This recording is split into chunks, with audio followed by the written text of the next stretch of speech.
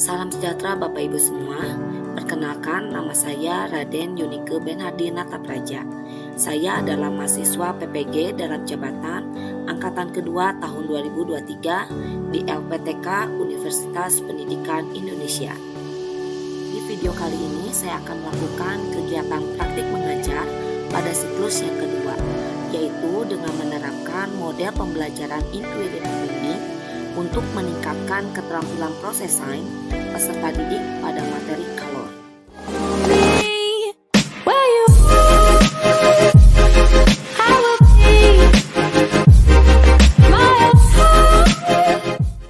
Ya, silakan disiapkan. Ready. Greeting. Good morning, student please. Oke. Ibu akan mengecek nih kehadiran kalian. Kalau ibu lihat di jurnal itu masuk semua, apakah betul? Oke, bagus ya, hari ini masuk semua. Nah, sebelum kita mulai kegiatan, coba ibu minta tolong Karen ya. Sini Karen, kita berdoa dulu ya, agar pelaksanaan pembelajaran bisa berjalan dengan baik dan lancar. Ya, sikap berdoa. Teman-teman, mari kita berdoa. Tuhan, terima kasih atas berkat-Mu pada hari ini. Sekarang di ruang praktikum kita akan melakukan eksperimen. Pimpin ya Tuhan supaya eksperimen ini dapat bekerja dengan lancar ya Tuhan. Di dalam nama Tuhan Yesus kami berdoa dan mengucap syukur. Amin. Oke, terima kasih ya. Silakan duduk. Oke, pembiasaan positif. Ibu akan cek mulai dari modul kalian. Coba diangkat modulnya. Ya, bawa semua modul fisika dengan buku tulis ya, tentu aja. Oke, bagus. Kemudian silakan diturunin. Kalau ibu lihat juga seragam kalian rapi ya, lengkap. Hari ini bagus semua ya hari ini ya. Tertata dengan baik. Boleh kasih tepuk tangan dong. Oke, sudah respon di awal sudah baik ya. Oke, selanjutnya. Nah, kita hari ini akan belajar mengenai sesuatu. Nah, penasaran kan? Oke, ibu akan mengawali dengan eksperimen sederhana. Ya, di sini Mem punya balon. Wah, kira-kira buat apa nih balon? Ibu punya balon. Satu balonnya berisi udara. Ya, balon ditiup biasa. Satu lagi balon berisi air. Siapa yang mau membantu Mem jadi asisten? Bolehlah Joshua ya. Di sini coba Jos pegang. Kamu nggak takut balon kan? Oke, di sini ada 2 balon. Ya, perhatikan untuk balon yang pertama dan yang kedua bedanya apa tadi? Balon yang hijau kosong. Balon yang ini? Oke. Kira-kira dulu deh, apa yang akan terjadi kalau ibu atau Joshua dekatkan ke api? Apa yang terjadi? Meledak. Balon yang mana? Hijau atau yang kuning? Yang kuning bagaimana? Oh, yang hitam. Nggak ada yang hitam ya. Oh, jadi hitam. Coba kita lihat, buktikan. Satu orang lagi sini. Davin sini Davin. Nanti Davin coba mendekatkan yang ini ya. Sebentar. Nah, satu-satu dulu. Tadi menurut kamu dugaannya adalah meledak gitu. Coba kita lihat. Silakan. Kaget ya. Benar ya. Dugaan kalian betul bahwa balonnya meledak. Kenapa ya? Oke, pikir dulu ya kenapa bisa gitu ya. Sekarang kita coba yang kedua. Silakan Davin. Kita hitung sampai 10. 1, 2, 3, 4, 5, 6, 7, 8, 9, 10. Gak meledak, kira-kira kenapa? Ayo, siapa dulu yang mau menjawab? Joshua dulu, kenapa? Bandingkan Jos. Soalnya balon warna hijau dalamnya ada oksigen, jadi kalau kena api oksigennya apa? Oh ya, terus yang kedua, kenapa nggak meledak? Dalamnya ada air, jadi luarnya tetap dingin, itu nggak langsung meledak. Oke, boleh kasih tepuk tangan dong karena berani untuk mengungkapkan pendapatnya. Silakan Davin, menurut kamu kemarin kan sudah belajar tentang kalori ya, tentang air juga. Coba menurut Davin kenapa ya dia nggak meledak? Silakan. Kalau yang balon isinya Air. panas dari lilin diantarkannya ke air, jadi si balon nggak meledak. Oke, berarti dengan kata lain kalori itu diserap oleh air. Oke, kasih tepuk tangan. Oke, mungkin ada teman-teman yang mau menambahkan, boleh duduk. Ya, betul sekali ya bahwa ketika dikasih air maka panasnya diserap oleh air. Nah, ibu mau tanya lagi, seandainya isi dari balon ini kita ganti menjadi minyak, kira-kira menurut kamu bagaimana? Akan meledak nggak kalau diisi minyak? Nah, itulah yang akan menjadi dasar dalam kegiatan kita hari ini. Nah, jadi apa itu kalor? Kemarin masih ingat nggak apa arti kalor? Kemarin ingat nggak? Kita sebelumnya udah belajar kalor loh. Ya, Davin. Energi panas yang berpindah dari tempat panas ke tempat dingin.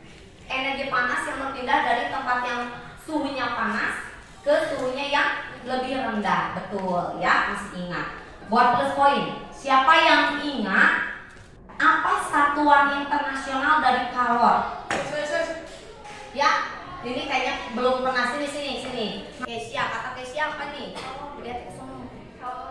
Kalori, satuannya boleh kalori? Boleh saja. Ada satuan internasional lain sini. Boleh, silakan duduk. Satuan internasional dari kalor. Joule, betul. Ngomongnya joule aja, jangan joule gitu ya. Memang nulisnya gitu, boleh duduk ya. Satuan internasional kalor adalah joule. Ada juga kalori. Nah, ini dia yang ditunggu-tunggu. Ambil handphonenya, silakan. Ya, kalian scan kuis yang pertama. Ya, boleh maju ke depan, boleh, silakan. Ya, untuk kuis ini silakan kamu maju kalau terlalu jauh. Boleh ya.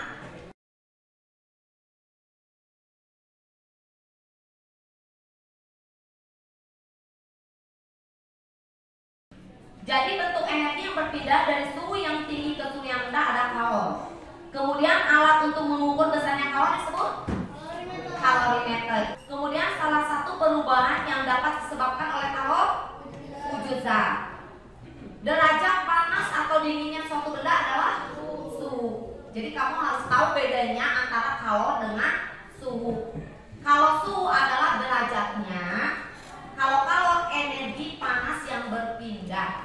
Kemudian satuan internasional dari kalor adalah joule, bukan kalori. Oke. Ya, ini hanya pendahuluan aja. Jadi hari ini kita mau belajar apa? Hari ini mau ngomongin tentang kalor. Ini adalah capaian pembelajarannya. Perhatikan tuh. Jadi setelah kamu mempelajari ini, kamu harus bisa mengukur besaran suhu yang diakibatkan oleh energi kalor yang diberikan, sekaligus dapat membedakan isolator dan konduktor. Tujuan hari ini adalah menyelidiki faktor apa saja yang mempengaruhi besar atau kecilnya kalor yang diserap oleh suatu zat untuk menaikkan suhu tertentu. Jadi kita mau cek apa aja faktornya. Nah, ruang lingkup penilaiannya nanti ada tes, ya. Kemudian ada keterampilan, yaitu ibu akan melihat keterampilan kamu berupa keterampilan proses sains, di mana kamu bisa merumuskan masalah, membuat hipotesis, merancang percobaan, kemudian keterampilan menggunakan alat dan mengamati hasil percobaan. Untuk hari ini hanya 5 poin dulu. Nanti kita lanjutkan hari Kamis, ya. Seperti itu penilaian kalian satu persatu. Mem akan cek. Mem nanti keliling, kemudian memberikan penilaian kepada kalian. Begitu juga dengan penilaian sikap. Tetapi bedanya untuk penilaian sikap, Mem minta bantuan ketua. Jadi ketua akan menilai sikap anggotanya. Untuk itu, tolong dipegang. Di akhir pembelajaran dikasih ke Mem ya, oleh ketua. Silakan maju ketua-ketua. Oke, silakan. Nama siswanya kelompok berapa lihat di WA.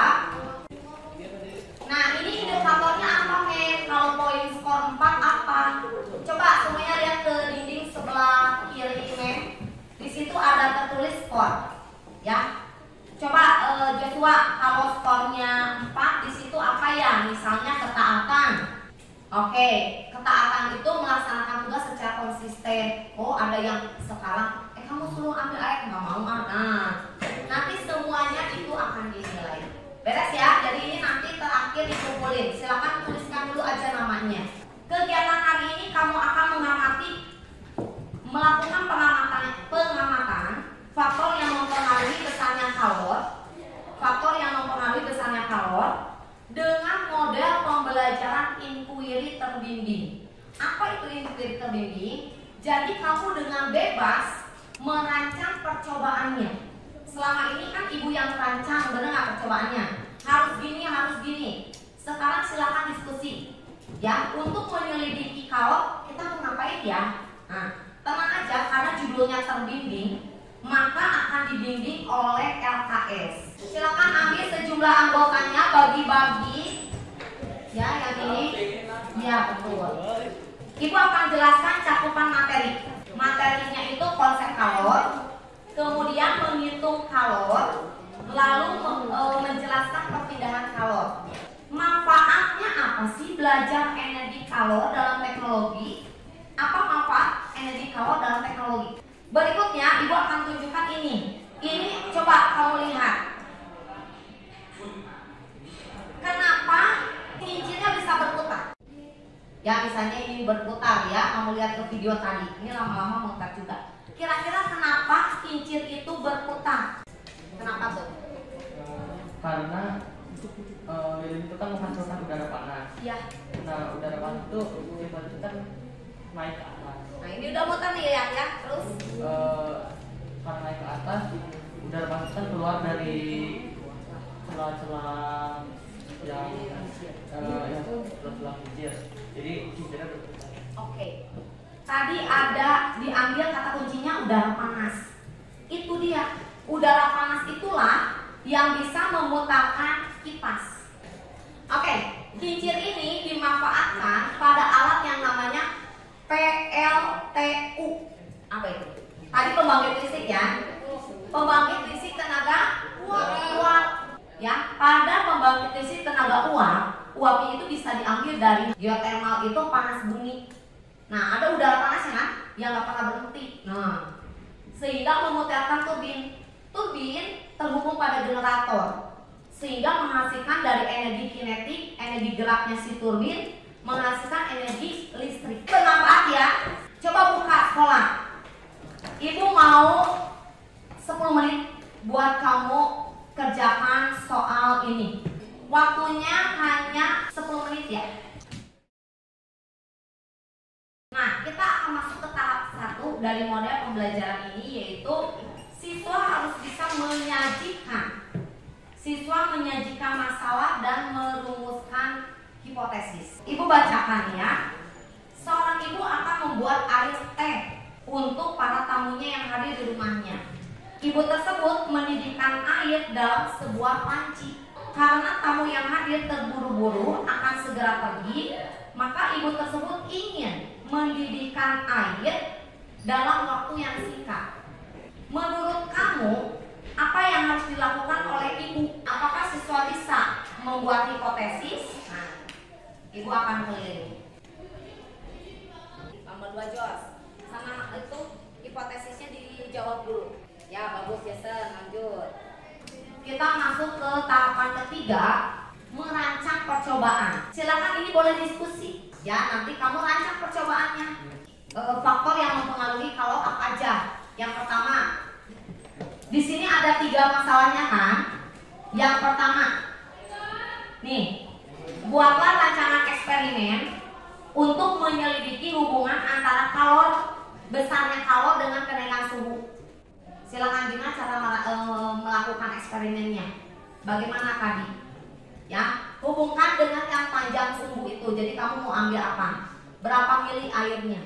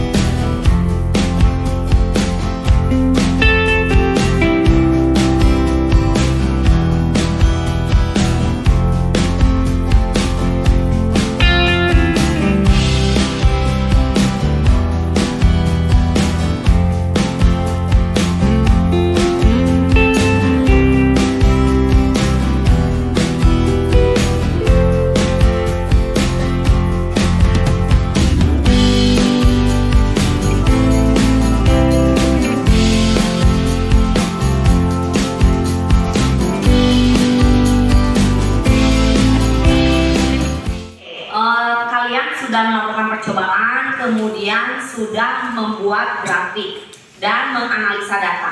Ibu tanya dulu nih, apakah PPT-nya sudah selesai? Nah, silakan, ada yang mau?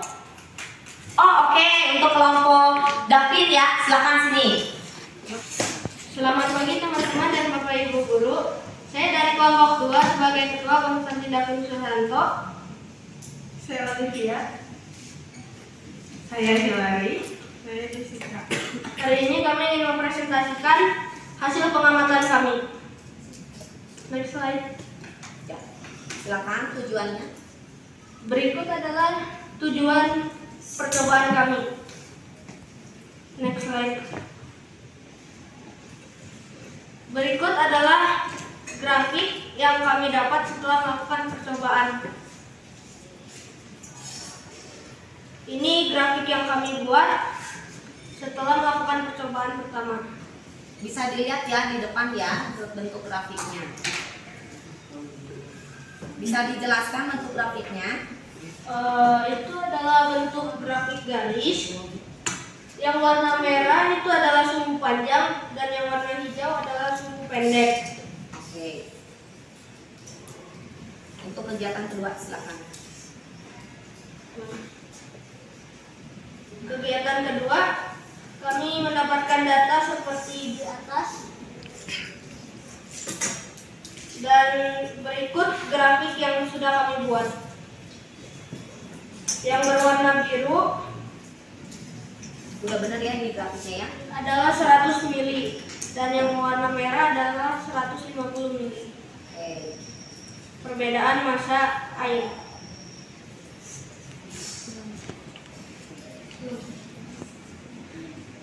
Lalu kami melakukan percobaan ketiga, yaitu kami menggunakan air dan minyak dengan massa yang sama. Berikut adalah data hasil percobaannya.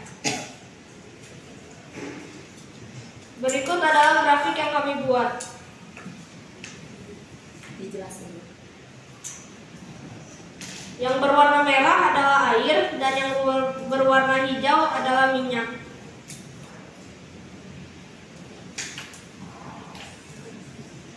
Analisis 1. Berdasarkan data grafik hasil pengamatan ke-1, bagaimanakah hubungan antara waktu yang dibutuhkan dengan perubahan suhu untuk masing-masing zat? Di percobaan ke-1, sumbu sangat mempengaruhi kenaikan suhu dengan sumbu panjang. Energi kalor yang dihasilkan lebih banyak dan dapat diserap oleh air. Untuk yang analisis kedua, berdasarkan data grafik hasil pengamatan kedua, bagaimana hubungan antara kalor yang dibutuhkan dengan jumlah massa air yang dipanaskan? Jawabannya adalah hubungan kalor dengan massa zat adalah semakin banyak massa zat, semakin banyak jumlah kalor yang diperlukan untuk menaikkan suhu zat tersebut. Terlihat dari hasil percobaan dengan massa yang lebih banyak, kenaikan suhunya lebih sedikit. Analisis ketiga. Berdasarkan data grafik hasil pengamatan ketiga, manakah jenis zat yang lebih cepat naik suhunya antara air dengan minyak? Jika massa kedua zat tersebut sama, minyak dapat menaikkan suhunya lebih cepat daripada air karena minyak memiliki kalor jenis yang lebih kecil, sehingga dapat menyerap kalor lebih banyak. Untuk analisis yang terakhirnya adalah analisis keempat. Bagaimanakah hubungan antara kalor dengan massa zat, kalor jenis, dan kenaikan suhu zat tersebut? Tuliskan hubungan tersebut dalam melalui suatu persamaan secara matematis. Jawabannya adalah, jika benda memiliki kalor jenis yang lebih kecil, pasti akan dapat menaikkan suhunya yang lebih cepat. Berikut kesimpulan kami. Apakah hipotesismu terbukti lewat pengamatan? Jelaskan alasanmu. Jawaban kami adalah iya. Karena dalam hipotesis kami, untuk menaikkan suhu harus menambah suhu. Dan itu terbukti dalam percobaan 1 kalau suhu panjang dapat menaikkan suhu. Lalu, tuliskan kesimpulan dari eksperimen yang telah dilakukan mengenai faktor yang mempengaruhi banyaknya jumlah kalor yang diserap atau dilepaskan oleh suatu zat.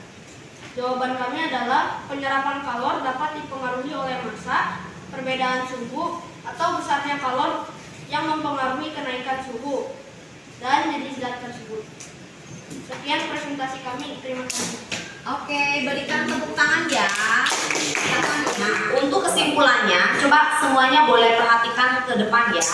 Nah, faktor apa aja tadi? Kenaikan suhu. Ya, kemudian yang kedua, massa zat. Yang ketiga, jenis zat. Betul. Kalau itu lambangnya Ki, ya. Ki sama dengan massa. Boleh kalian tuliskan juga ya di kesimpulan. Massa kali kalor jenis dikali delta T. Ya, ini adalah hubungan dari rumus kalor. Tadi di praktikumnya Davin, di presentasinya Davin kelompok 2 itu belum menuliskan persamaan. Ibu lengkapi ya, karena ini kegiatan penutup, jadi ibu melengkapi ya dari presentasi yang sudah teman kalian sajikan. Agar kamu mudah untuk menghafal, maka ingat kata macet. Coba ulangi, ingat kata apa? Macet. M-nya adalah massa, satuannya kilogram. C-nya adalah kalor jenis zat tersebut, dan delta T.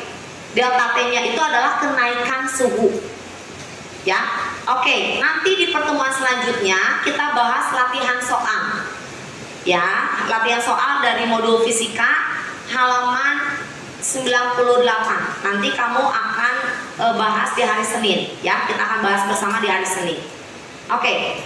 Setelah ini, karena ini kegiatan penutup, ibu minta kalian ambil handphonenya. Coba ambil handphone. Kemudian buka sekolahnya.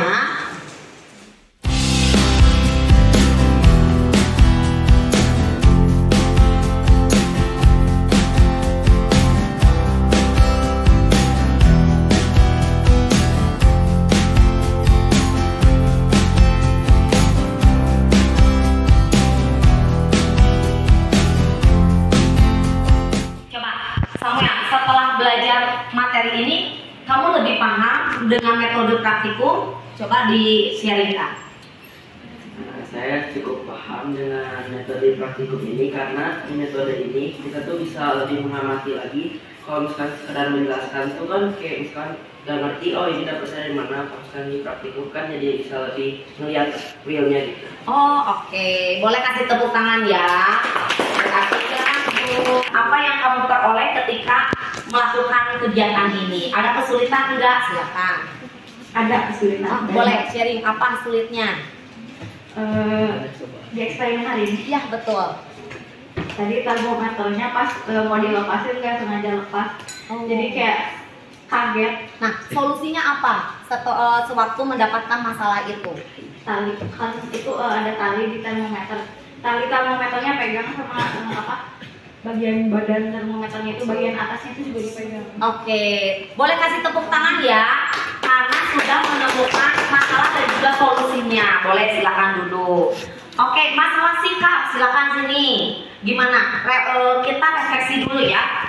Apa sikap yang berubah ketika sudah melakukan percobaan ini? Sikap apa yang berubah menurut kamu? Kita bisa lebih bekerja sama dengan teman, terus lebih taat sama peraturan-peraturan di laboratorium, sama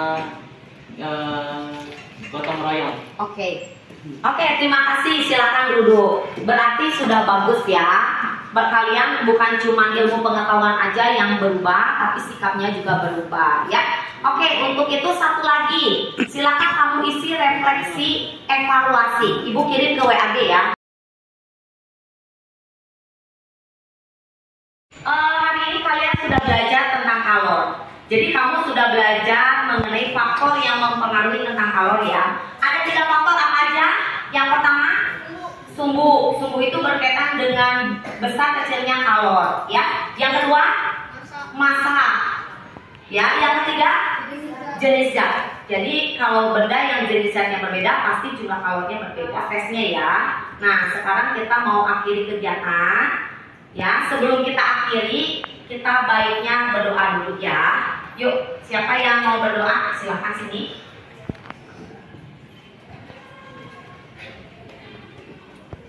Teman-teman, mari kita berdoa.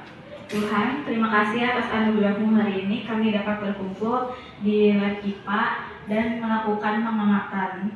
Tuhan tolong berkatilah kami, sebentar lagi kami akan pulang. Berkatilah kami agar kami dapat sampai di rumah dalam kondisi yang baik. Terima kasih Tuhan, kami berdoa dan mengucap syukur. Amin. Oke. Terima kasih ya. Siapa KM? Saya, Kak.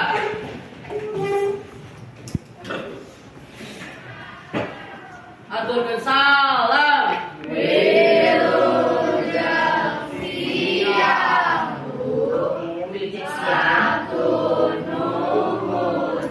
Hatur nuhun, sampai ketemu lagi minggu depan. Silakan boleh keluar. Jangan lupa alat-alatnya.